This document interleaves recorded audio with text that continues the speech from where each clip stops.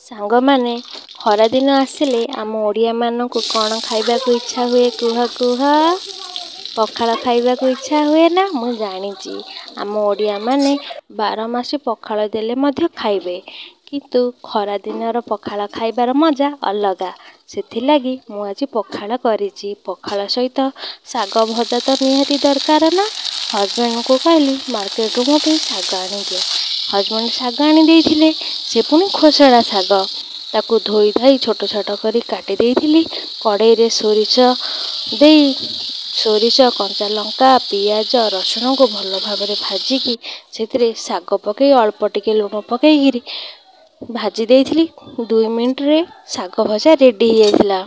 पखाल नहीं जाइथिली सेतिरे सकाळे बनैथिली गुगुनी साग भजा टमाटो चना पियाज कंचा लंका को दला करी सब खाई पेटे खाई खरा बेले गोटे भल निदटे आसी जाइथिला।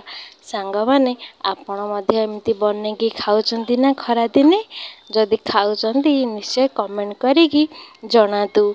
आउ मो चैनल रे नुआ देखुथिले चैनल को सब्सक्राइब कर दियंतु।